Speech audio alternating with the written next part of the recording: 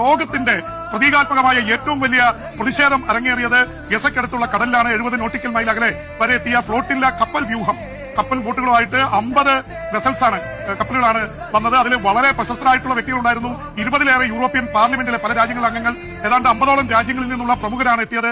അതിലെ സ്വീഡിഷ് പരിസ്ഥിതി പ്രവർത്തക ഗ്രറ്റ തുൻബർഗ് അടക്കമുള്ളവരെ അവിടെ വളഞ്ഞു വെക്കുകയും അവരുടെ ഈ കപ്പൽ വ്യൂഹത്തെ മുന്നോട്ട് പോകാൻ കഴിയാത്ത വിധം ഇസ്രായേലിന്റെ സേന വലിയ രീതിയിലുള്ള തടസ്സം സൃഷ്ടിക്കുകയും ഇവരുടെ ബോട്ടുകളിലും കപ്പലുകളിലും സേന ഇരമ്പി ആർത്ത് കയറുകയും അവരെല്ലാം അറസ്റ്റ് ചെയ്യുകയും ചെയ്തിരിക്കുന്നു.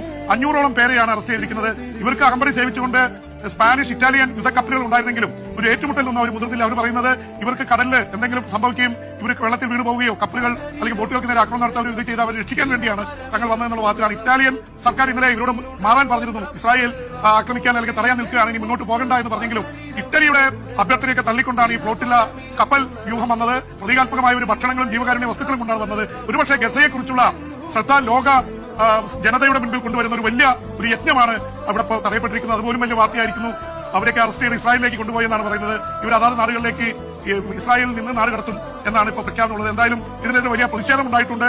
47 മുതൽ 50 വരെയുള്ള രാജ്യങ്ങളിൽ നിന്നുള്ള പ്രമുഖരാണ് ഇതിലുള്ളത്.